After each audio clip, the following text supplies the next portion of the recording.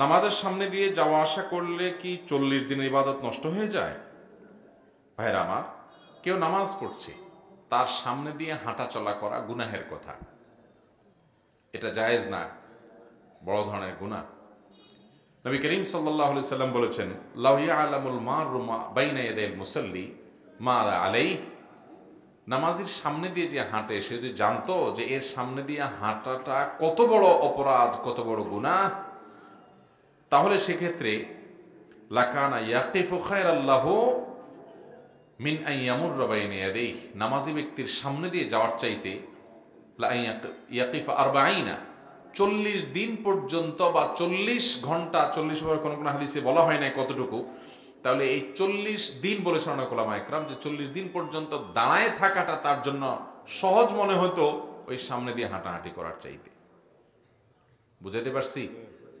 মানুষের সামনে হাঁটাহাঁটি করা, নামাজের সামনে হাঁটাহাঁটি করাটা এরকম গুনাহের কথা। কিন্তু এর মানে এই না যে 40 বছরের ইবাদত কবুল হবে না, এরকম কোনো হাদিস নাই যে নামাজি ব্যক্তির সামনে হাঁটাহাঁটি করলে 40 বছরের ইবাদতবন্দি কবুল হবে না। হ্যাঁ, নামাজি ব্যক্তির সামনে হাঁটাটা কত বড় অপরাধ এটা যদি মানুষ জানতো, তাহলে 40 দিন পর্যন্ত দাঁড়িয়ে প্রয়োজন অপেক্ষা করত, তারপরেও সে ওখান থেকে হাঁটাহাঁটি করত না। অতএব নামাজি ব্যক্তির সামনে হাঁটাহাঁটি করা থেকে আমাদের বিরত থাকতে হবে। তবে এখানে দুইটা পদ্ধতি আছে যেটা জায়েজ, আমরা জানি না। মোট 3টা পদ্ধতি আছে নামাজি ব্যক্তির সামনে চলাচলের। মোট কয়টা পদ্ধতি আছে? 3টা সূরত আছে। একটা হলো নামাজি ব্যক্তি নামাজ পড়তেছে, সলাত আদায় করতেছে, এই সলাত আদায়কারী ব্যক্তির সামনে খালি আছে, ধরেন জামাত দাঁড়ায় গেছে, এখন দুই দিক থেকে মুসল্লি দাঁড়ায় গেছে, যিনি নামাজ পড়তেছেন তার সামনে একটু একজনের জায়গা ফাঁকা আছে, তো আপনি পিছন থেকে আস্তে করে তার সামনে চলে যান, অথবা ডান পাশ থেকে তার সামনে বরাবর চলে আসেন, অথবা বাম পাশ থেকে বরাবর তার সামনে আসেন, ক্রস করেন না, শুধু ওই সামনে এসে দাঁড়ায় যান। এটা জায়েজ আছে, আমরা অনেকে এটা জানি না। আবার আরেকটাও জায়েজ আছে, আপনি বসে আছেন বা দাঁড়ায় আছেন, আপনার পিছনে একজন সালাত আদায় করতেছে, তার সালাত ঠিক আপনি তার সামনে আছেন বরাবর, এখান থেকে আপনি কেউ ডানে সরে যান, বামে সরে যান, এটাও জায়েজ আছে, আমরা জানি না। তাহলে না জায়েজ কোনটা? না জায়েজ হলো মুরুর, এই নিচ থেকে, অর্থাৎ সামনে নামাজের সামনে যায় দাঁড়ায় যাওয়া, এদিক সেদিক না যায় শুধু বরাবর সামনে দাঁড়ায় যাওয়া, এটাকে বলা হয় সুউদ, মানে সামনে দাঁড়ানো। আর সামনে আসেন সেখান থেকে আস্তে করে সরে গেলেন, এটাকে বলা হয় নুজুল, মানে সরে যাওয়া, এটাও জায়েজ আছে। নাজায়েজ কোনটা? মুরুরটা নাজায়েজ। মুরুর কোনটা? মুরুর হলো ক্রস। ক্রস বুঝেন? মনে করেন এই বরাবর নামাজি আছে, আপনি এই পাশ থেকে এই পাশে গেলেন, অথবা এই পাশ থেকে এই পাশে আসেন, এটা নাজায়েজ, কারণ এটাতে নামাজির মনোযোগ নষ্ট হয়। আস্তে করে সরে গেলেন সামনে থেকে বরাবর, অথবা সামনে যে দাঁড়ায় গেলেন, এটা জায়েজ আছে। অনেক লোক দেখবেন পিছে নামাজি ব্যক্তি নামাজ পড়তেছে, সে বরাবর সামনে আছে, তো সামনে থেকে সরেও না, আবার একটু পরপর চোখ ঘোরায় ঘোরায় বড় করে করে নামাজের দিকে তাকায়, আছে না নেই? অনেক সময় আবার কই মাছের মাথা চাপায়, বিরক্ত হয়। তো এটা না জানার কারণে হয়েছে, আপনার বিরক্ত হওয়ার দরকার নেই, আপনি আস্তে করে দরকার হলে চলে যান। যদিও যে নামাজ পড়বে তার দায়িত্ব হলো সামনে সূত্রা নিয়ে দাঁড়ানো, যাতে করে কারো চলাচলে অসুবিধা না হয়। আর যদি অনেক সামনে দিয়ে নামাজি ব্যক্তির সামনে দিয়ে হাঁটাচলা করে, কয়েক কাতার সামনে দিয়ে, যে নামাজি ব্যক্তির মনোযোগ নষ্ট হবে না, তাতেও অসুবিধা নাই। তাহলে খোলাসা কথা হলো, নামাজি ব্যক্তির সামনে দিয়ে চলাচল করাটা গুনাহ, কিন্তু তার মানে এই না যে 40 বছরের ইবাদত কবুল হবে না, এমন কোনো কথা নাই।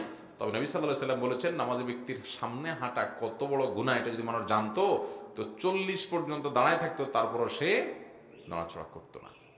এত ভয়াবহ বিষয়। এই জন্য ভাই, নামাজের সামনে হাঁটাহাঁটি পরে আমরা সাবধান থাকবো। কিন্তু যেটা বললাম, দুই পদ্ধতি জায়েজ, সেটা আপনি অবশ্যই অবলম্বন করতে পারেন।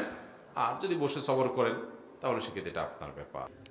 নামাজ পড়া অবস্থায় সেজদার জায়গায় ফু দিয়ে নামাজ পড়া যাবে কিনা? নামাজ পড়া অবস্থায় অনেকে সেজদার জায়গায় বেশি ধুলাবালি দেখলে একটা ফু দিয়ে নেয়, অনেক সময় 2-3টাও দেয় ফু, এই ফুটো দিয়া এরপরে সেজদা যায়। এরকম লোক আছে না নাই? সামান্য ধুলাবালি আছে, একটু কপালে নাকে লাগবে, এরকম যদি হয় তাহলে সেক্ষেত্রে ফুটু না দিয়ে সরাসরি সেজদা চলে যাওয়া উচিত। কারণ ফু দেওয়া এটা নামাজের ভেতরকার কাজ না বাহিরকার কাজ? নামাজের মধ্যে যা যা করা লাগে এর মধ্যে কি ফু দেওয়া বলতে কিছু আছে? নাই। তাহলে তো নামাজের কাজ না, এটা নামাজের বাইরের কাজ। নামাজের মধ্যে নামাজের বাইরের কাজ করা যাবে না। যদি বাইরের কোনো কাজ এমন হয় যেটা না করলে কোনো উপায় নাই, যেমন কথার কথা মশা একটা কামড় দিছে, এমন জোরে কামড় দিছে আর এমন ব্যথা যন্ত্রণা শুরু হয়েছে, জ্বালা শুরু হয়েছে যে ওই জায়গায় একটু না ডললে আপনার অনেক কষ্ট হয়ে যাচ্ছে, তাহলে হালকা করে এটা ডলা দেন। যদি একটা মাইট দেওয়া লাগে একটা মাইট দেন, এতটুকু করতে পারেন। মোবাইলটা হঠাৎ করে বেজে উঠছে নামাজের মধ্যে, এখন এটার আওয়াজের চোটে সব মুসল্লিদের নামাজ বরবাদ হয়ে যাবে। আপনি আস্তে করে হাত দিয়ে পকেটের মধ্যে আপনি ওইটা বন্ধ করে দেন, অথবা টিপ দিয়ে ওইটার গলা চিপা ওইটার চিল্লি বন্ধ করে দেন। এতটুকু আপনি করতে পারবেন, এতটুকু আপনি করতে পারবেন। অনেকে আছে দেখবেন মোবাইল বাজতে বাজতে বাজতে বাজতে পুরা মুসল্লিদের সবার নামাজের 12টা বাজানো শেষ, তারপর উনি মোবাইলের দিকে হাত দেয় না। ওই যে হাত বাঁধলে নামাজ ভাঙি যায় কিনা এই চিন্তা। তো এতটুকু সামান্য কাজ করলে নামাজ ভঙ্গ হবে না। আর এটা করা জরুরি, কারণ এটা না করলে সবার মনোযোগ নষ্ট হচ্ছে, সেজন্য এটুক করা যাবে। যদিও আগে থেকেই সাবধান থাকা উচিত ছিল, মোবাইল বন্ধ করে নামাজ পড়া দরকার ছিল। যেহেতু ভুলে গেছে কোনো কারণে, তো নামাজের মধ্যে আওয়াজ হলেও আস্তে করে চাপ দিয়ে, অনেকে আপনার প্রত্যেকে যে যেটা মোবাইল ব্যবহার করে, যে বিভিন্ন বাটন টিপ দিলে এটা টিপ দিলে বন্ধ হবে, আনুমানিক আন্দাজে কয়েকটা টিপে শুরু করলে বন্ধ তো হয়ে যাবেই। আবার অনেকে আছে বাইর করে এরকম ভালো করে দেখে, হ্যাঁ কলটা কে দিল, ওর 14 গোষ্ঠী উদ্ধার করার নিয়ত করে মনে মনে। তো এই সমস্ত যদি করেন তাহলে নামাজ নষ্ট হয়ে যাবে। কারণ নামাজের মধ্যে যেটা নামাজের বাইরের কাজ, সেগুলো যদি আপনি অনেক বেশি করেন, যেটাকে আমলে কাসির বলে, তাহলে নামাজ নষ্ট হয়ে যাবে। হালকা করতে পারেন। এখন হালকার বেশির মাপটা কি? মাপটা হলো, আপনি যখন নামাজের মধ্যে এমন কিছু কাজ করতেছেন যেটা নামাজের কাজ না, এমনভাবে করতেছেন যে বাহিরের কোনো লোক দেখে সন্দেহের মধ্যে পড়ে যে আপনি কি নামাজে আছেন না নামাজের বাইরে আছেন। এরকম হয় না? আপনি যদি দাঁড়ায় এরকম মোবাইল টিপা শুরু করেন দোনো হাতে, তাহলে তো বাইরের লোক দেখে বলবে কি ব্যাপার, এই লোক মনে হয় নামাজে দাঁড়ায় নেই, মোবাইল টিপে টিপ করতেছে। আর হালকা করে আপনার হাত বাঁধা আছে, আরেক হাত দিয়ে একটু টিপ দিয়ে বন্ধ করে দিয়েছেন, তাহলে তো বোঝাই যাবে আপনি নামাজে আছেন। তো এইরকম হালকা যদি কাজ করেন অসুবিধা নাই, কিন্তু বেশি কাজ যদি করেন যে আপনি নামাজে আছেন কিনা এটা নিয়ে মানুষ সন্দেহ পড়ে যেতে পারে, এরকম বেশি অন্য কাজ করেন, তাহলে নামাজ নষ্ট হয়ে যাবে, এটা নামাজ ভঙ্গকারী বিষয়। অতএব সেজদায় যখন আপনি যাবেন, একেবারে যদি দুই হাত দিয়ে খুব ফ্রি মোডে, যেটাকে বলে ফ্রি মোডে আপনি নামাজে আছেন, এটা বোঝার কোনো উপায় নেই। এদিকে একটা ফু, মাঝখানে একটা ফু, বাম দিকে আরেকটা ফু, হাত দিয়া সরাইতেছেন, এই হাত দিয়া সরাইতেছেন, আপনার হাবভাব দেখে যে কোনো লোক মনে করবে যে লোকটা কি নামাজে আছে না নামাজে নাই, নামাজে থাকি কি এত কিছু করে নাকি মানুষ। এইরকম যদি বেশি করেন তাহলে নামাজ নষ্ট হয়ে যাবে। আর যদি হালকা একটা ফু দিয়া দেন, কোনো রকম নামাজের মুডে আছেন, তাহলে নামাজ নষ্ট হবে না। কিন্তু এই ফুটাও যদি না দিয়ে নামাজ পড়তে পারেন সেটা বেটার, কারণ নামাজের মধ্যে অনামাজের কাজ, নামাজের বাইরের কাজ যত কম করা যায় ততই ভালো।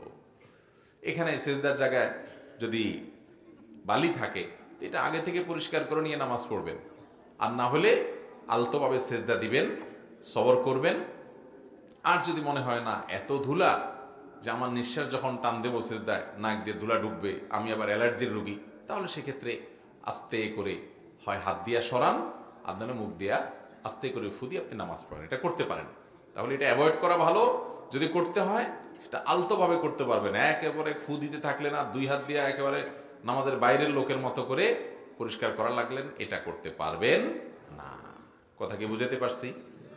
তাহলে আগে ভাগে পরিষ্কার করবেন।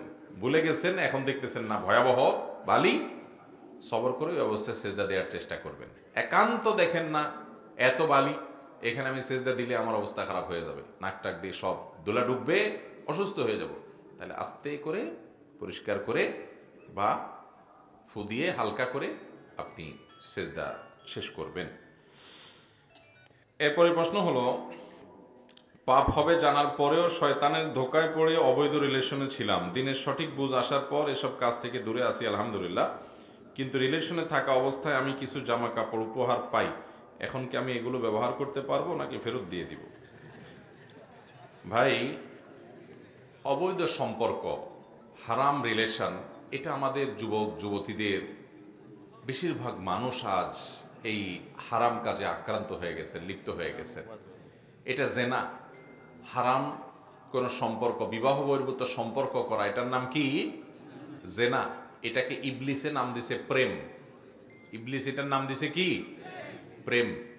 এবং এটাকে সহনীয় করবার জন্য নাম দিচ্ছে রিলেশন, মানে সম্পর্ক। তো ভাইরা আমার, চোরে চোরেও সম্পর্ক হয়, ডাকাইতে ডাকাইতেও সম্পর্ক হয়। তো বিবাহ বহির্ভূত সম্পর্ক, এটা সম্পর্ক বা রিলেশন, প্রেম, নাম যাই দেন না কেন, এটা অবশ্যই জঘন্য গুনাহ এবং হারাম কাজ। মনে রাখবেন, বনি ইসরাইলের ব্যাপারে নবী সাল্লাল্লাহু আলাইহি সাল্লাম বলেছেন, ইয়াহুদি জাতির প্রতি সর্বপ্রথম ফিতনা ছিল এ নারীর ফিতনা, অর্থাৎ ছেলেরা অবৈধ সম্পর্কে মেয়েদের সাথে জড়ায় যাবে।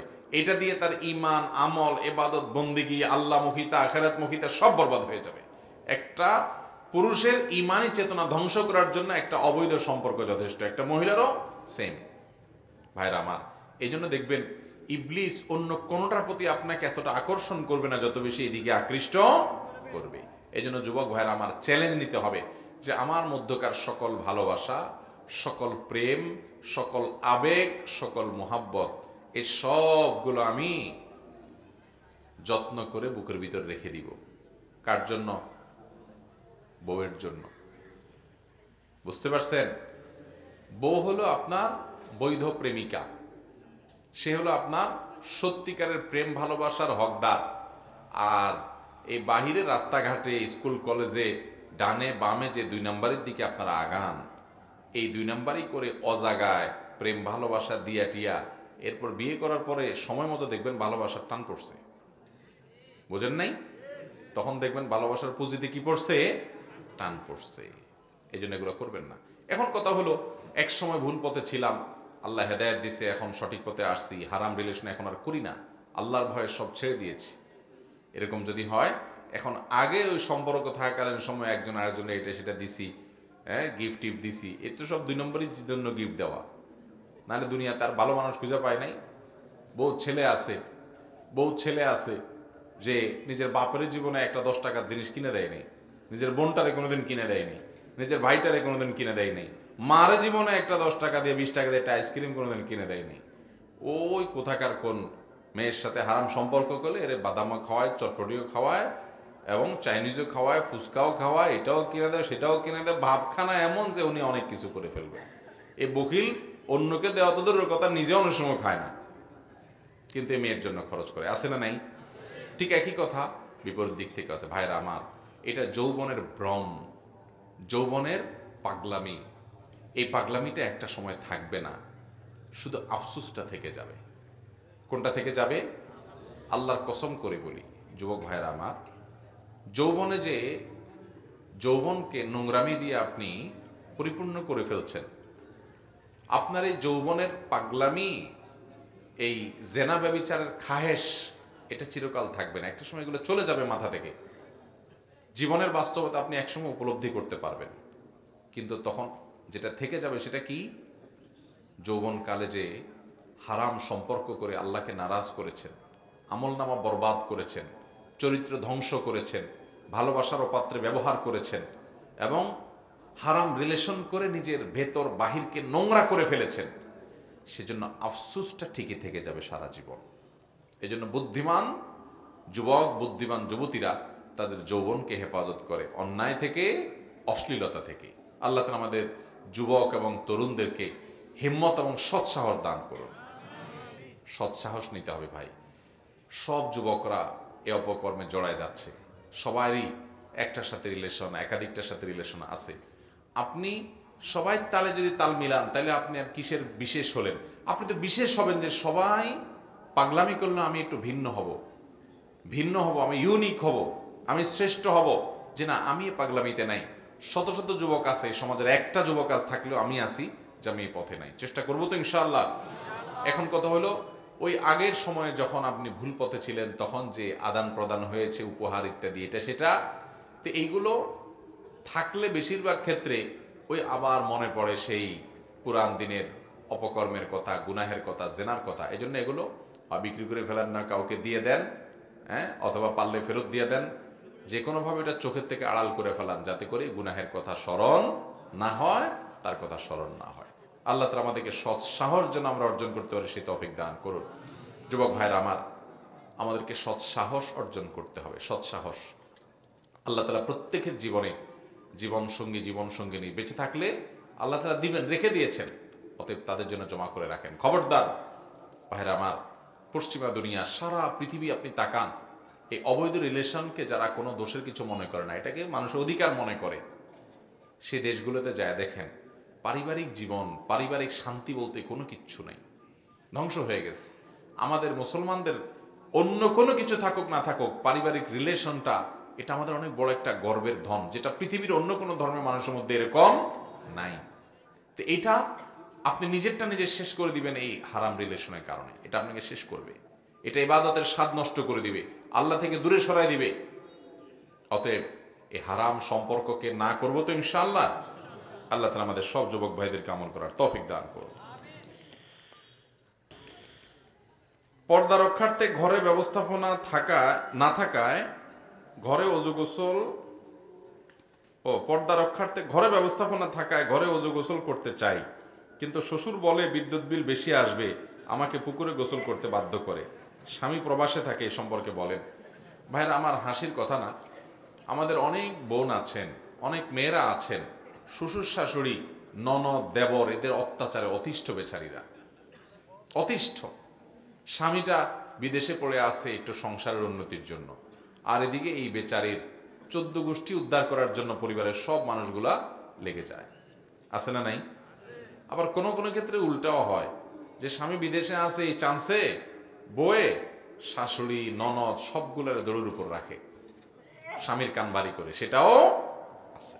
ভাইরা আমার, আমরা মুসলমানই হইতে পারছি না, ভালো মুসলমানই হইতে পারছি না। আল মুসলিমু মান সালিমা আল মুসলিমুনা মিন লিসানিহি, যার হাত মুখ দ্বারা অন্যরা নিরাপদে থাকে, অন্য মুসলমান নিরাপদে থাকে, সেই তো প্রকৃত মুসলমান। একজন মেয়ে, তিনি হোক বউ, হোক শাশুড়ি, অথবা একজন পুরুষ, তিনি হোক শ্বশুর কিংবা জামাই, যেই হোক না কেন, সে আরেকজনের অধিকার নষ্ট করতে পারবে।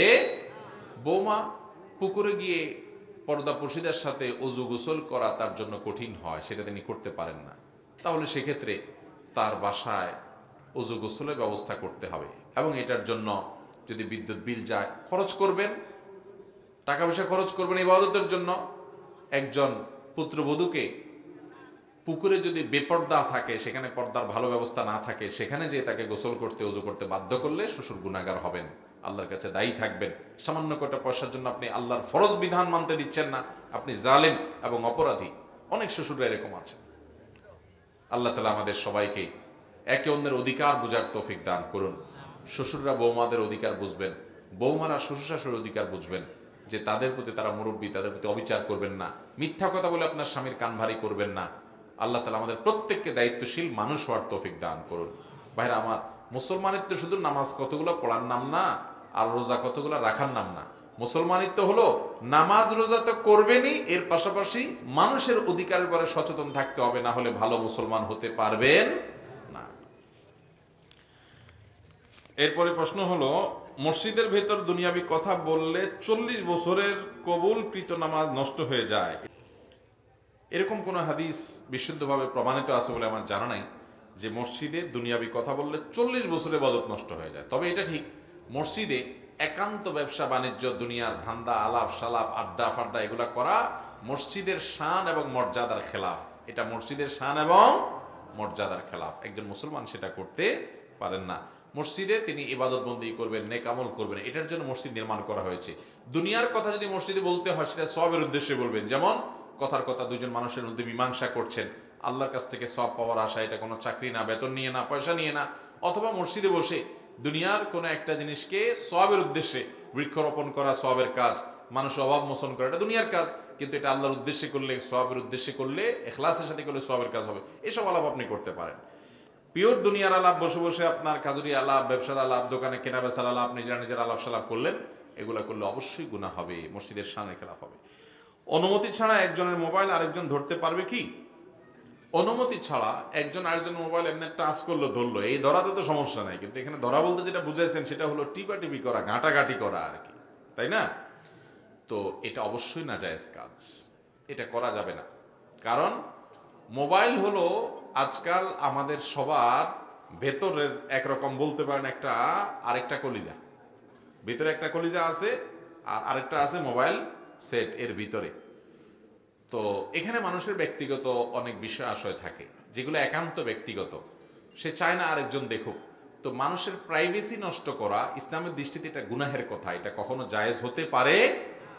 নবী করিম সাল্লাল্লাহু আলাইহি সাল্লাম কারোর ঘরে যদি কেউ এরকম চোখ দিয়া উঁকি মারে তার ব্যক্তিগত বিষয় আশয় এগুলো জানার জন্য, তাহলে সেক্ষেত্রে এই উঁকি মারাটা আরেকজনের ঘরে কোনো ছিদ্র আছে, ফাঁকা আছে, দরজা চিপা আছে, এটা দিয়ে উঁকি মারলেন, তো তার এই ব্যক্তিগত যে বিষয় আছে এখানে আপনি চোখ দিয়ে দেখলেন, প্রাইভেসি নষ্ট করলেন। এটা যদি কেউ করে তাহলে ওই ব্যক্তির চোখ উল্টায় দেওয়ার মতো অপরাধ, অর্থাৎ এমন বড় অপরাধ করে যার শাস্তি হলো তার চোখ উল্টায় দেওয়া, এইরকম একটা দোষ করে। এর মানে এই না যে আপনার এখানে উকি দিবে তার চোখ আপনি উল্টে দিবে, এটা বলা হচ্ছে না।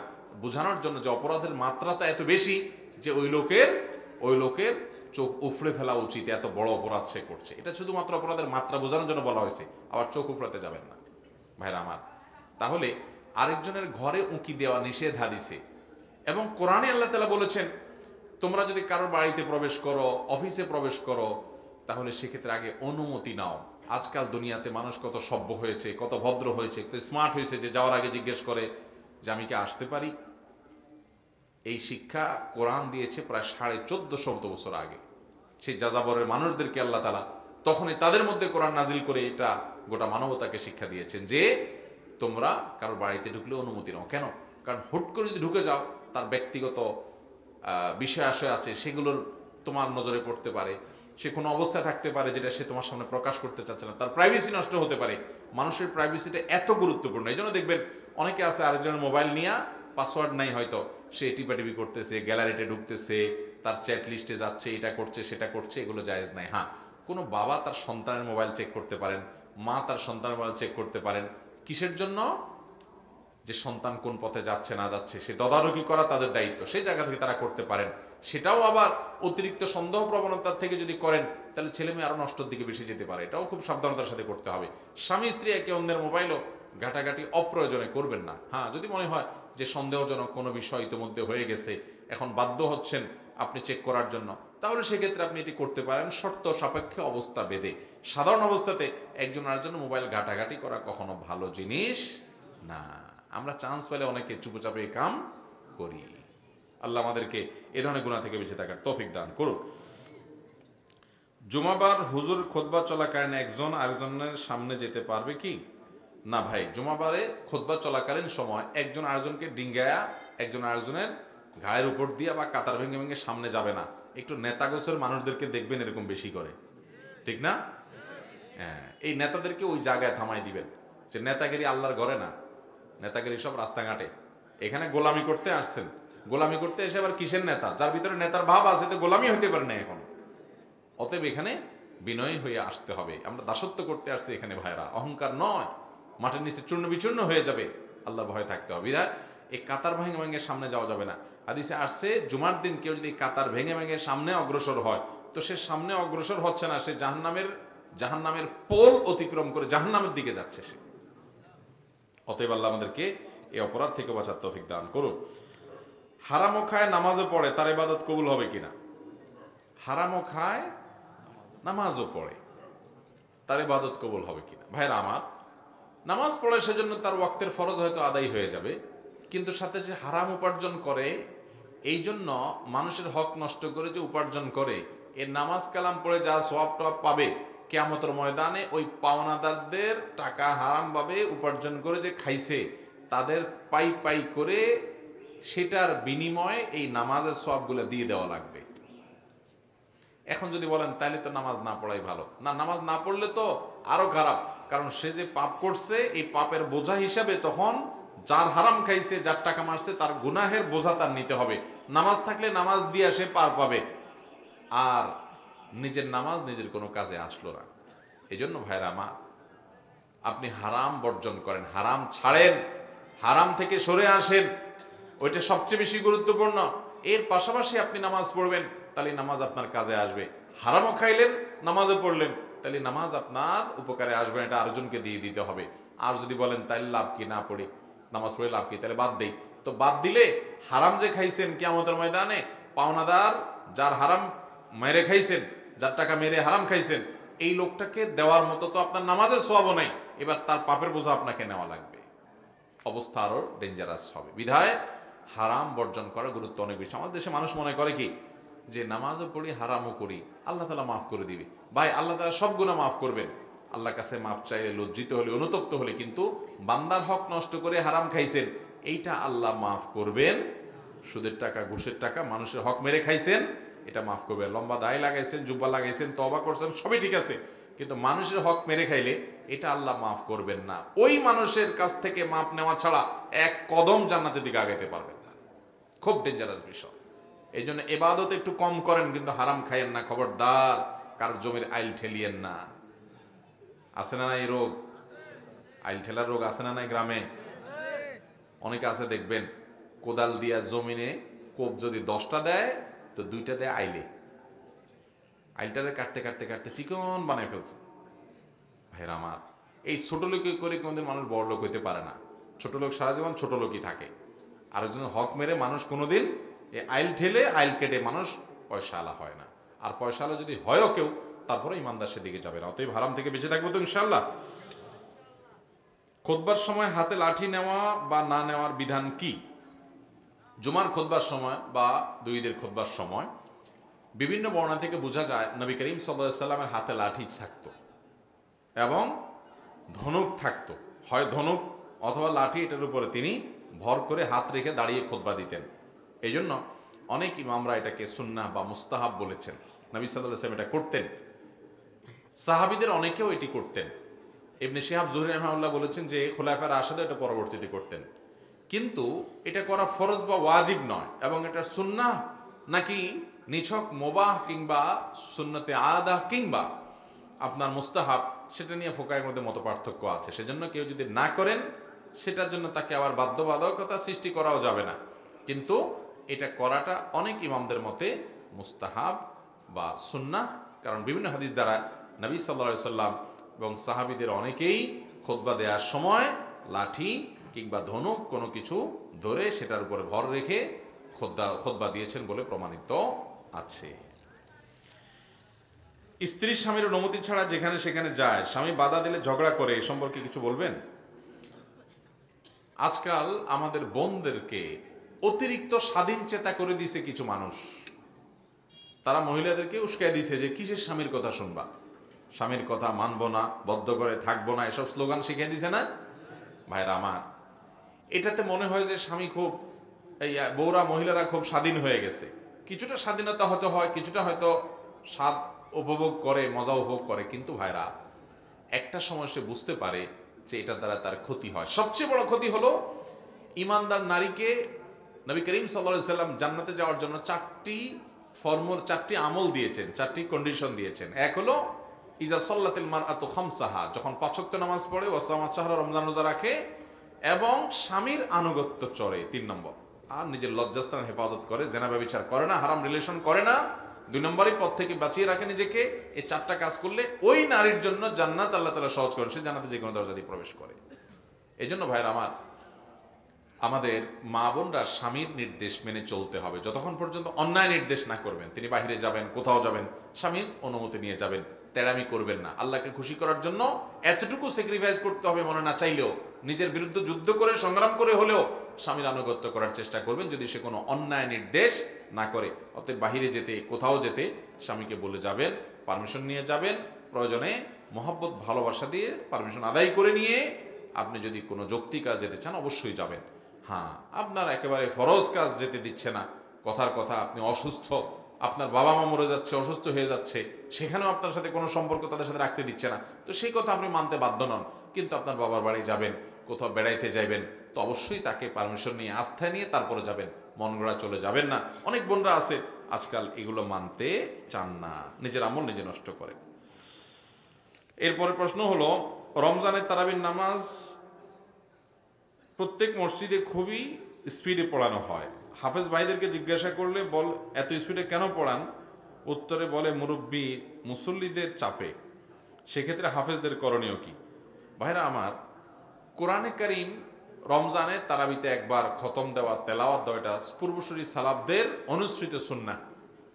এটা করতে পারলে ভালো হয়, কিন্তু খতম দিতে গিয়ে যদি তুফান মিল মার্কা তা খতম দেন এবং কি পড়েন ওটা হাফেজ সাহেব ছাড়া আর আল্লাহর জমিনে মানুষ খুব একটা বুঝে না।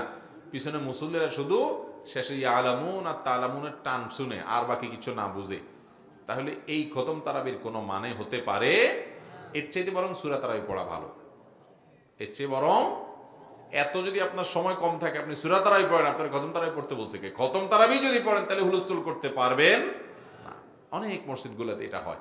ভাইরা আমার, একটু আস্তে আস্তে হাফেজ সাহেবরা যদি তারাবি পড়ায় তাতে 10 মিনিট বা 15 মিনিট সময় বেশি লাগবে, এর বেশি লাগবে না। এই 10-15 মিনিটের জন্য আমরা দেখা যায় অস্থির হয়ে যায়, পাগল হয়ে যাই। এবং আজকাল মুসল্লিরা হাফেজ সাহেবের যোগ্যতা প্রমাণ করে কয় মিনিটে শেষ করছে। বলে যে আমাদের হাফেজরা খুব তুখোড় হাফেজ, কারণ এরা মাত্র 50 মিনিটে শেষ করে দিছে। পাশে মসজিদে হাফেজ, তার 5 মিনিট বেশি হয়েছে। এটা বুঝে না, যার টাইম যত বেশি লাগে তার নামাজ তত মানসম্মত হয়, সে হাফেজ তত ভালো হয়। আচ্ছা, আপনারা যারা সাইকেল চালাতে জানেন, সাইকেল জোরে চালানো সহজ না আস্তে চালানো সহজ? কয় জোরে চালানো সহজ বলে। আপনারা যদি আমি বলি একটা বাচ্চা যেরকম হাঁটে ওরকম আস্তে সাইকেল চালান তো পারেন নাকি দেখেন তো? নতুন নতুন যখন সাইকেল চালানো শিখে মানুষ, দেখবেন যারা শিখাইতে যায় ধরে রাখা যায় না, হনহনায় দৌড় দেয়, ঠিক না? কিন্তু আস্তে আস্তে চালাতে গেলে পড়ে যায়, এটা পারে না। ঠিক একইভাবে যারা গাড়ি চালায়, গাড়ি ড্রাইভ করে, খুব আস্তে আস্তে পিঁপড়ার মতো গতিতে চলবে, এটা সহজ না। উড়াইতে সবাই পড়ে, চাপ দিলেই দৌড় দেয় বোমো করে, কিন্তু আস্তে চালাতে পারে না। ঠিক একইভাবে অনেক হাফেজ আছে দেখবেন যে তুখো পড়ে চলে যাচ্ছে, তারা আস্তে আস্তে পড়তে পারে না, এরপর আর সে পারে না। তো এই জন্য যে হাফেজ যত বেশি সময় নিয়ে তারাবি পড়ে, তার তারাবি, তার নামাজ, তার তেলাওয়াতের কোয়ালিটি, মান তত উন্নত। মাত্র 10-15 মিনিটের বেশ কম হয়। এই জন্য মুসল্লিরা কেউ যদি ডিস্টার্ব করে হুজুরের হাফেজ সাহেবকে, আপনারা বাকিরা হাফেজ সাহেবের পাশে থাকবেন যে না, আমরা হুলস্থুল মার্কা পড়া পড়বো না, তুফান মিল মার্কা নামাজ পড়ে লাভ নাই। নামাজ যদি সুন্দরই না হয় নামাজ পড়ে কি লাভ? অতএব তারাবি আস্তে আস্তে পড়বেন তো ইনশাআল্লাহ। হাফেজ সাহেব বেচারাদেরকে সাহস দিবেন, সহযোগিতা করবেন যেন তারা এটা করতে পারেন। মুরগি জবাই করার সময় মাথা আলাদা হয়ে গেলে সে মুরগি খাওয়া জায়েজ হবে কি? দরকারি প্রশ্ন। অনেক সময় বিশেষ করে মুরগি জবাই করতে গেলে গ্রামাঞ্চলে নিজের মুরগির নিজেরা জবাই করা হয়, বা দোকানদার অনেক সময় জবাই করার সময় এমন জোরে পোজ দেয় কল্লাটা আলাদা হয়ে যায়, হয় কি হয় না? তো মুরগি জবাই করতে গিয়ে যদি এরকম কল্লা আলাদা হয়ে যায়, পৃথক হয়ে যায়, পড়ে যায় একেবারে, তাহলে সেক্ষেত্রে সেই মুরগি খাওয়া যাবে, হালাল হবে। কারণ মুরগি বা যে কোনো পশু জবেটা হালাল হওয়ার জন্য তার রগগুলো ঠিকঠাক মতো কাটা যাওয়া হলো শর্ত। রগগুলো 4টা রগের ভিতরে 3টা রগ কাটা গেছে, বাস বিসমিল্লাহ বলে জবাই করছেন, মুসলমান জবাই করছে, এটুকু যথেষ্ট মুরগি হালাল হওয়ার জন্য। সেটুক তো হয়েছে, বিসমিল্লাহ আল্লাহু আকবার বলে বলছে, আবার রগও কাটা গেছে, মুরগি খাওয়া হালাল। কিন্তু কল্লা যে পৃথক হয়ে গেছে, এটা ইচ্ছাকৃত এরকম করা অবশ্যই অনুচিত। কারণ শুধুমাত্র রগ কাটতে বলা হয়েছে, আপনার কল্লা আলাদা করতে বলা হয় নাই। তাছাড়া কল্লা আলাদা যদি ভুলে হয়ে যায়, যে আমি করতে চাই নাই কিন্তু সন্দেহের কারণে যে রগ সব কাটা গেল কিনা, হঠাৎ দেখি কল্লা কাটা গেছে, তাহলে অসুবিধা নেই, মুরগি খাওয়া যাবে। কিন্তু ইচ্ছাকৃত এরকম করা অনুচিত। বিশেষ করে আমরা জানি যে হিন্দুরা অনেকে পাঠা বলি দেয়, এক কবে কল্লা আলাদা করে তারপরে খায়। অতএব তাদের সাথে যেন সাদৃশ্য না হয়, মুসলমান সেজন্য আপনার বিশেষভাবে যত্নশীল হবে। যদি সেরকম কিছু করতে চায়, ওদের অনুসরণ করতে চায়, তাহলে এটা গুনাহ হবে। বাট এমনি বেশিরভাগ যেটা হয় সেটা হলো ভুলেই হয়, ভুলেই সাধারণত আলাদা হয়ে যায়। এর কারণে মুরগি খাওয়া হারাম হবে না, মুরগি খাওয়া যাবে। এরপরে প্রশ্ন হলো, টয়লেট করার পর অবশ্যই কি ঢিলা কুলুক ব্যবহার করতে হবে? টয়লেট করার পর পানি ব্যবহার করবেন, আর পানি ব্যবহার করার আগে ঢিলা কুলুক, টিস্যু এরকম কোনো কিছু দিয়ে পরিষ্কার করে নেবেন। এই দুইটাই যদি ব্যবহার করেন সেটা সবচেয়ে উত্তম। কোরআনে কারিমে আল্লাহ বলেছেন, ইন্নাল্লাহা ইউহিব্বুত তাওয়াবিন ওয়া ইউহিব্বুল মুতাতাহহিরিন। আল্লাহ তাআলা তওবাকারীদেরকে পছন্দ করেন, ভালোবাসেন, আর উত্তম রূপে পবিত্রতা অর্জনকারীদেরকে ভালোবাসেন। এই উত্তম রূপে পবিত্রতা অর্জনকারী কারা, এটা নিয়ে মুফাসসিরিনের কোরআন বহু মত আছে এবং প্রসিদ্ধ অনেকগুলো মত আছে। এর ভিতরে একটা মত হলো যে এই আয়াতে মূলত মসজিদে কুবা, যে মসজিদে নববীতে, মদিনাতে যে মসজিদে নববীর আগে যে মসজিদ নির্মাণ হয়েছে মসজিদে কুবা, এই কুবা এলাকার মানুষদের কথা বলা হয়েছে। নবী সাল্লাল্লাহু আলাইহি সাল্লামের যুগে যারা ছিল তাদের মধ্যে একটা ভালো গুণ ছিল, কুবায় তারা বসবাস করত, যে তারা মরুভূমিতে সাধারণত পানি পাওয়া টাফ ছিল, সেখানে তারা ঢেলা কুলুক ব্যবহার করতো, এরপর আবার পানীয় ব্যবহার করতো। এই জন্য তাদের প্রশংসা করে আল্লাহ তাআলা বলেছেন যে উত্তম রূপে পবিত্রতা বর্জনকারীদেরকে আল্লাহ তাআলা পছন্দ করেন এবং ভালোবাসেন। অতএব ঢিলা কুলুক বা টিস্যু ইত্যাদি ব্যবহার, এরপরে পানির ব্যবহার, দুইটা করতে পারলে অধিকতর উত্তম। কমপক্ষে পানি ব্যবহার করবেন। পানি পাওয়া যাচ্ছে না বা পানি নাই, তাহলে ঢিলা কুলুক ব্যবহার করলেও চলবে, যে কোনোভাবে ময়লা দূর করলেন তাতে হয়ে যাবে, কিন্তু দুইটা জমা করতে পারলে অবশ্যই ভালো। আচ্ছা, এরপরে প্রশ্ন, জানাজার উদ্দেশ্যে লাশ সামনে রেখে বক্তৃতা করা যাবে কিনা? আমাদের দেশে জানাজার সামনে লাশ রেখে লম্বা লম্বা লেকচার, লম্বা লম্বা বক্তৃতা দেয় অনেকে, আছে না? এলাকার চেয়ারম্যান সাহেব বক্তব্য দিবে, মেম্বার সাহেব বক্তব্য দিবে, আপনার লাশ যার তাদের পরিবারের একজন একজন করে সবাই বক্তব্য দিবে, ইমাম সাহেব বক্তব্য দিবে। এগুলো অনুচিত কাজ ভাই। লাশ সামনে রেখে কোনো বক্তব্য নয়, দ্রুততার সাথে জানাজা পড়ে ফেলতে হবে। হাদিসে আসছে নবী করিম সাল্লাল্লাহু আলাইহি ওয়াসাল্লাম বলেছেন, আসরিউ বিল জানাজা, তোমরা জানাজা খুব দ্রুততার সাথে শেষ করো। কারণ যেই লোকটার জানাজা পড়তেছো, এই লোকটা যদি জান্নাতি হয়, তাহলে এই লোকটাকে 1 মিনিটও যদি দেরি করো দাফন করতে, তাহলে এটা তার প্রতি অবিচার, তার জান্নাত থেকে তার দূরে সরায় রাখছো 1 মিনিটের জন্য। আর যদি লোকটা জাহান্নামী হয়, তাহলে সেক্ষেত্রে এই লোকটাকে যত দ্রুত মাটির নিচে ফেলে দিতে পারো, দাফন করে দিতে পারো, ততই দুনিয়াবাসীর জন্য কল্যাণ। আপদ চলে গেল যদি সে জাহান্নামী হয়, আল্লাহ না করুন। তো সর্বাবস্থায় মৃত মানুষকে যত দ্রুত জানাজা দেওয়া যায় তত ভালো। এই জন্য জানাজার লাশ রেখে বক্তব্য দেওয়া অনুচিত। হ্যাঁ, কোনো বিশেষ কারণে অপেক্ষা করছেন, তাহলে সেক্ষেত্রে দেখা যাচ্ছে ওই টাইমটাতে আপনি মানুষকে জানাজা নামাজের মাসলা মাসাইল বলছেন, জানাজার পদ্ধতি বলছেন বা আনুষঙ্গিক বিষয় বলছেন, যে বিশেষ প্রয়োজনে দেখা গেল যে যার জানাজা পড়বেন তার ছেলে আসতেছে, কাছাকাছি এসে গেছে, আর 5 মিনিট 10 মিনিট লাগবে, তাহলে ওই টাইমটাতে আপনি এইভাবে কথা বললেন, সেটা জায়েজ হতে পারে বিশেষ কারণে। কিন্তু এছাড়া এমনি দাঁড়িয়ে দাঁড়িয়ে অহেতুক এরকম জানাজার লাশকে সামনে রেখে বক্তব্য দেওয়া, এটা অনুচিত। পীরের মুরিদ না হলে জান্নাতে যাওয়া যাবে না, এ কথার সত্যতা কতটুকু? বা পীর সাহেবের মুরিদ না হলে জান্নাতে যাওয়া যাবে না, এমন কোনো কথা কোরআন বা হাদিসে কোথাও নাই।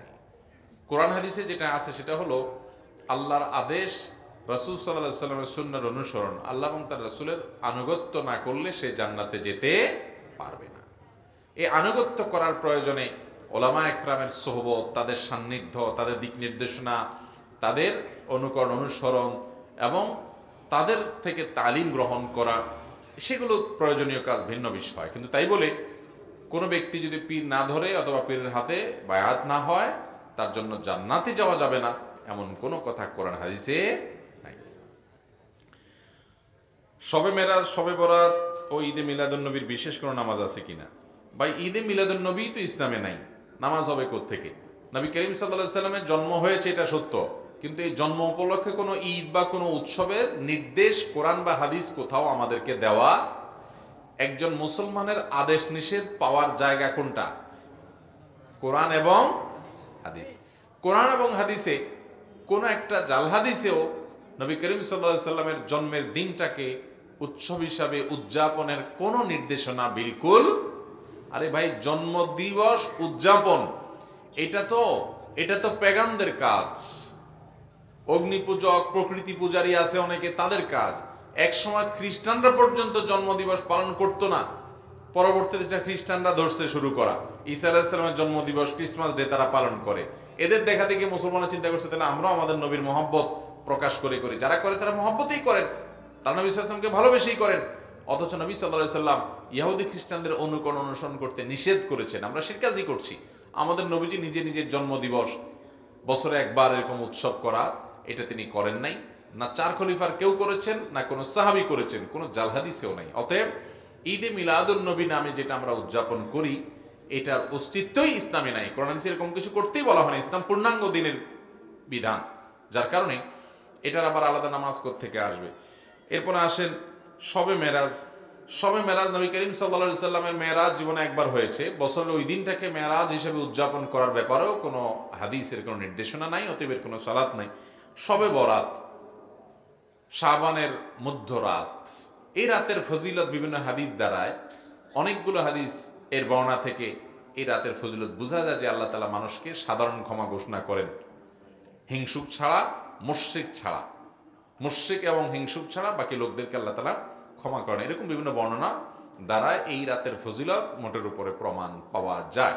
তবে এটাকে আমরা আবার যতটা গুরুত্বের সাথে ইবাদত বন্দিগির জন্য নির্দিষ্ট করে ফেলি, এমনকি সব রাতের বিশেষ ইবাদত, বিশেষ নামাজ আছে এত রাকাত এভাবে, এরকম কোনো বর্ণনা কোরআন হাদিসে কোথাও আসেনি। আল্লাহ তাআলা আমাদেরকে কোরআন হাদিসের অনুসরণ করার তৌফিক দান করুন।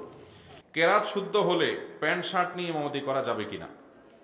প্যান্ট শার্ট অথবা টি শার্ট প্যান্ট পরছেন আপনি, মানে পাঞ্জাবি পায়জামা টুপি আপনার মাথায় নাই, গায়ে নাই, তাহলে আপনি ইমামতি করলে নামাজ হবে কিনা? উত্তর হলো, যদি আপনার কেরাত শুদ্ধ থাকে, নামাজের মাস্তামাসাল আপনি মোটামুটি জানেন, তাহলে আপনার ইমামতি করা জায়েজ হবে। আপনার পিছনে কেউ নামাজ পড়লে তার নামাজও হয়ে যাবে।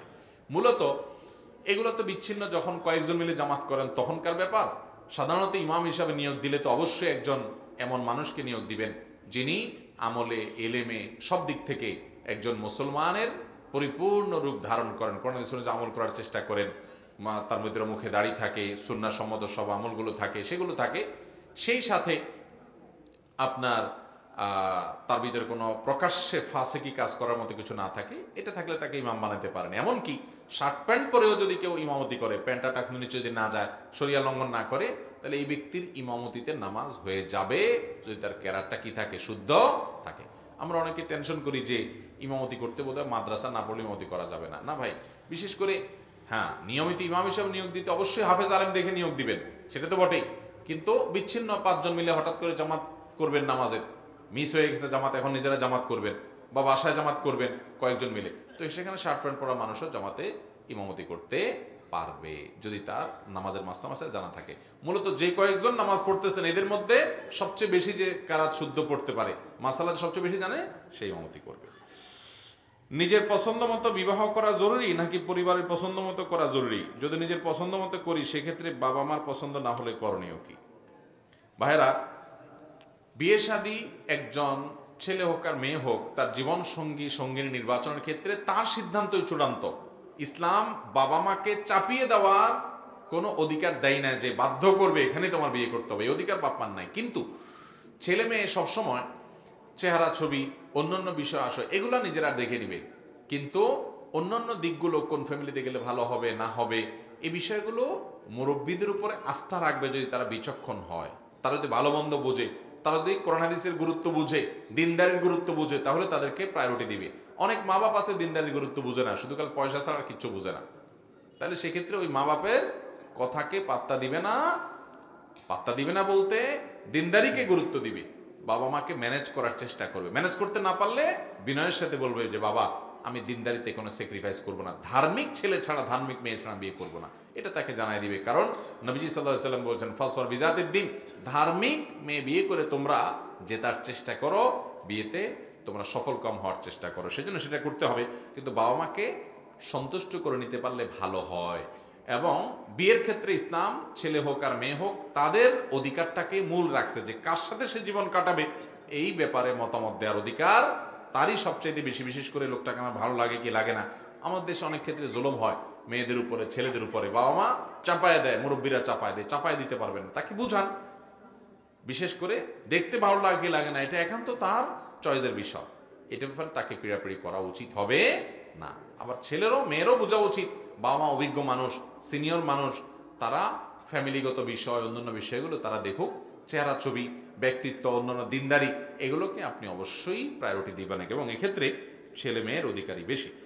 মাহফিল কমিটিকে প্রশ্ন দিলে তারা খুলে দেখে নেয়, বিভিন্ন ব্যক্তিগত সমস্যা নিয়ে সেখানে প্রশ্ন থাকে, কমিটির লোকদের শ্রোতার প্রশ্ন দেখা কতটুকু যৌক্তিক? না ভাই, এটা একেবারে অযৌক্তিক কাজ, বিশেষ করে যখন তার সামনে দেখে।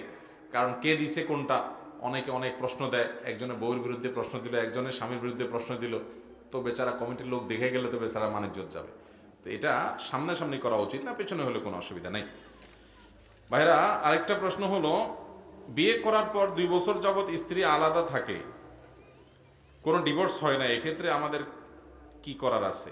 বিয়ের পর স্বামী স্ত্রী যদি 2 বছর, 3 বছর বা আরো লম্বা সময় আলাদা থাকে, এতে তালাক হয় না। অনেকে মনে করে যে এতদিন একসাথে না থাকলে কি হয়ে যায়, তালাক হয়ে যায়, এরকম কোনো কথা নাই। তালাক না হলে লম্বা সময় যদি আলাদা থাকে তাতেও সম্পর্ক থেকে যাবে। গাড়ির সিটে বসে নামাজ পড়লে নামাজ হবে কি? আমরা যখন সফরে থাকি, গাড়িতে বাসে আছি, নামাজের সময় হয়ে গেছে, কি করব আমরা তখন? বেশিরভাগ মানুষ আছেন ওই টাইমে নামাজ পড়েন না, মনে করেন সফরে ঝামেলা। ভাইরা আমার, নামাজ সর্বাবস্থায় পড়তে হবে। আপনি গাড়িতে আছেন, সফরে আছেন, তখন নামাজ কি মাফ? মাফ না, তখনও আপনাকে নামাজ পড়তে হবে। এখন প্রশ্ন হলো, বাসে আমি যাচ্ছি, নামাজের রক্ত হয়ে গেছে, আমি কি করব? উত্তর হলো, আগে ভাগে ওইভাবে আপনার সফরের জন্য প্ল্যান পরিকল্পনা করবেন যে আমার নামাজের ওয়াক্ত যাতে কোনোটা নষ্ট না হয়, যাতে করে আমার গন্তব্যে গিয়ে নামাজ পড়তে পারি, সেই টাইম অনুযায়ী আপনি বের হবেন। এটা একটা বিষয়। এরপরও যদি দেখা যায় জ্যামের কারণে কোনো কারণে নামাজের সময় চলে যাচ্ছে, আমি গন্তব্যে যায় নামাজ পড়তে পারবো না, টাইম থাকবে না, তাহলে কি করবেন? তাহলে আপনি গাড়িওয়ালাকে রিকোয়েস্ট করে গাড়ি থামায়া নামাজ পড়বেন। আর যদি সেটা সুযোগ না হয়, দেখেন যে না, গাড়িওয়ালা গাড়ি থামাবে না কোনোভাবে, আর অন্য যাত্রী নেয় নামাজ পড়ার মতো, তাহলে সেক্ষেত্রে আপনার যদি অজু থাকে, গাড়ির মধ্যেই যেহেতু ওয়াক্ত চলে যাচ্ছে, তাহলে গাড়ির মধ্যে আপনি নামাজ পড়তে পারেন। আর যদি গাড়ি ছেড়ে দিয়ে আপনি নামাজ পড়ে প্রয়োজনে আরেক গাড়ি ধরতে পারেন, তাহলে সেই চেষ্টা করবেন। যদি সেটা কঠিন হয়, অনেক সময় দেখা যায় রাত্রিবেলা যাচ্ছে, এখানে থামলে আর কোনো গাড়ি পাওয়া যাবে না, বিপদে পড়বো, কষ্ট হবে, তাহলে ওই অবস্থায় গাড়ির মধ্যে আপনি নামাজ পড়বেন। এর জন্য অজু থাকলে কেবলার দিকে ফিরে সালাত আদায় করার চেষ্টা করবেন। যদি কেবলা জানেন, কথার কথা সোজা পশ্চিম দিকে গাড়ি যাচ্ছে, তাহলে পশ্চিম দিকে ফিরে, আর যদি মনে হচ্ছে উল্টা দিকে যাচ্ছে, তাহলে ওই দিকে ফিরে আপনি নামাজ পড়ার চেষ্টা করবেন। আর যদি মনে কোনোভাবে কেবলার দিকে ফেরা সম্ভব না, যাচ্ছে উত্তরে দক্ষিণে, তাহলে সিটের মধ্যে হলেও যে কোনোভাবে একটু পশ্চিমের অ্যাঙ্গেলে হয়ে নামাজ পড়ার চেষ্টা করবেন। আল্লাহ বলেছেন ফাত্তাকুল্লাহ মাসতাতাতুম, যতটুকু সাধ্যকুলা, কিন্তু কোনোভাবে পশ্চিম দিকে ফেরা সম্ভব না, তাহলে যতটুকু সম্ভব, যতটুকু ফিরে সম্ভব, ততটুকু আপনি সালাত আদায় করবেন। তারপরেও আপনাকে নামাজ পড়তে হবে। গাড়ি দেখে নামাজ মাফ হবে না, অজু করে আপনাকে নামাজ পড়তে হবে। এখন অজুর ব্যবস্থা নাই, পানিও নাই সাথে, গাড়িওয়ালাও থামাবে না, রাত বিরাত আপনার বিপদও হবে থামলে এখানে, বা দিনের বেলায় কিন্তু এখন নামলে আরেক গাড়ি পাওয়া টাফ হবে, সমস্যা হবে, তাহলে সেক্ষেত্রে প্রয়োজনে তায়াম্মুমের মাটি রাখবেন, যে ওখানে তায়াম্মুম করে আপনি নামাজ পড়বেন। তারপরেও এই নামাজ আপনাকে পড়তে হবে। কোন অবস্থাতে নামাজ মাপ নেই ভাই। এখন কথা হলো, গাড়িতে নামাজ কেমনে পড়বো? দাঁড়ায় নামাজ পড়তে পারবো না। আমি নিজে বাসের মধ্যে নামাজ পড়ছি আলহামদুলিল্লাহ দাঁড়ায়। কিভাবে? যেমন কথার কথা, গাড়ি পশ্চিমে অথবা পূবে যাচ্ছে, তাহলে আপনি চিপা যে গলিটা আছে ওই গলিটার মধ্যে দাঁড়ায় যান, এক হাতে সিট ধরে রাখা যাতে পড়ে না যান ব্রেক দিলে, আর এক হাতে আপনার হাত বাঁধা থাকুক, এভাবে আপনি রুকু সিজদা করে নামাজ পড়েন। আর যদি বয়স্ক মানুষ হয় যে না, এটা আমার সম্ভব না, আমার শরীরে ভার ধরে রাখতে পারবো না, পড়ে যাব, তাহলে সিটে বসে আপনি নামাজ পড়েন। তারপরও আপনাকে নামাজ পড়তে হবে। সাধ্যের শেষটুকু চেষ্টা করতে হবে যে ঠিকমতো রুকু সিজদা দিয়ে আমি নামাজ পড়বো দাঁড়ায়া। সেটাও করার কোনো ব্যবস্থা নাই। শেষ চিকিৎসা, শেষ ট্রিটমেন্ট, শেষ উপায় হিসাবে আপনি বসে হলেও নামাজ পড়বেন। তারপরও নামাজ আপনাকে পড়তে হবে। আমাদের অনেক ভাইরা আছে অবহেলা করে, অনেক জায়গায় গাড়ি থামে নামাজের জন্য, মহিলারা আছে নামাজই মহিলা, নামাজ পড়ে না, যে ঝামেলা হবে, পর্দার সমস্যা। কিসের পর্দার সমস্যা? মসজিদের এক কোণা যায় নামাজ পড়বেন আপনি, কোনো অসুবিধা নেই, এবং পর্দার সাথে নামাজ পড়বেন যদি পুরুষরা থাকে, তারপরেও নামাজ পড়তে হবে ভাইরা আমার, নামাজ মাপ নাই। এরপরে প্রশ্ন হলো, দোকানে অনেক কাস্টমার কাপড় বানাতে দিয়ে যায়, কিন্তু কিছু কাস্টমার কাপড় বানাতে দিয়ে কাপড় নেয় না, এবং মেমোতে লেখা আছে 1 মাসের ভিতর ডেলিভারি না নিলে কর্তৃপক্ষ দায়ী নয়। তারপরও 6 মাস 1 বছর রাখার পর কাপড়ের মালিক আসে না। এখন আমার করণীয় কি? না নেওয়ার কারণ এটাও হতে পারে যে কাপড়ের মূল্য থেকে মজুরি বেশি। ভাই, যদি এরকম হয় যে আসলে কাপড় বানাইতে দিয়েছে কিন্তু সে আর নেয় না, আছে এরকম লোক বহুত আমাদের দেশে, তো যদি এরকম হয় এবং আপনার মেমোতে স্পষ্ট লেখা থাকে এতদিন না নিলে আর আপনি আমার দায় দায়িত্ব নাই, তাহলে সেক্ষেত্রে আপনি এটা বিক্রি করে আপনার মজুরির যে টাকা সেটা আপনি নিয়ে বাকি টাকা ওই ব্যক্তির তরফ থেকে দান করে দিবেন। কথা কি বুঝাতে পারছি? ধরেন জামার দাম হলো 2000 টাকা, রেডিমেড জামাটা, এটা বিক্রি যা করতে পারেন, এখন 2000 তো কেউ নিবে না, আরেকজনের গায়ের মাপের জামা, আপনি 1500 বিক্রি করতে পারলেন, 1000 বিক্রি করতে পারলেন, মজুরি 500 টাকা, তাহলে মজুরি 500 রেখে বাকি টাকা ওই ব্যক্তি যার কাপড় যে নেয় নাই তার পক্ষ থেকে দান করে দিবেন গরিব দুঃখীকে, ব্যাস শেষ। আর যদি এমন হয় যে এটা বিক্রি করলে যে টাকা পাবেন আপনার মজুরির টাকাই হবে না, তাহলে তার কোনো কথাই নেই, পুরোটাই আপনি রেখে দিবেন। জি ভাই, এগুলো প্রশ্ন মোটামুটি দেওয়া হয়েছে, জাযাকুমুল্লাহ খাইর। প্রশ্ন অনেক আছে কিন্তু কয়টা দেব উত্তর? আচ্ছা, আরেকটা প্রশ্ন উত্তর দিই। অন্যের জমি দখল করে খাওয়ার বিধান কি? ভাই, এটা আমাদের দেশে খুব হয়, তাই না? গ্রামাঞ্চলে আরেকটু বেশি হয়। ভাইরা আমার, নবী করিম সাল্লাল্লাহু আলাইহি সাল্লাম বলেছেন, কেউ যদি কারোর 1 বিঘত জমি অন্যায়ভাবে দখল করে, খায়, ভোগ করে, আত্মসাৎ করে, আল্লাহ রাব্বুল আলামিন 7 তবক জমিনকে তার গলায় ঝুলিয়ে দিবেন। এই জমিনে তাকে ধসাতে থাকবে, ভয়ঙ্কর অপরাধ। ভাইরা আমার, এই জমি নিয়ে যেতে পারবেন না। ওই কবর 3.5 হাত মাটি ওইটুকুই আপনি পাবেন। খাবে হাতে বতে, খাবে আপনার অন্যরা, আর দায় আপনাকে বহন করতে হবে। ইচ্ছে বড় নির্বোধ আর কে হতে পারে? এজন্য খবরদার, এ হারাম খাবেন না। এ হারাম খাওয়াটা আগুন খাওয়া, জাহান্নাম খাওয়া। আল্লাহ তাআলা আমাদেরকে আল্লাহর ভয়ে মানুষের হক মেরে খাওয়া থেকে বেঁচে থাকার তৌফিক দান করুন। এই জালিম যে মানুষের হক মেরে খায়, সে যত নেকামল করুক না কেন, আল্লাহর কাছে বান্দার হকের নিষ্পত্তি করা ছাড়া তার কোনো রক্ষা হবে না। অতএব সাবধান থাকতে হবে। জাযাকুমুল্লাহ খাইর ওয়া আখিরু দাওয়ানা আলহামদুলিল্লাহি রাব্বিল আলামিন।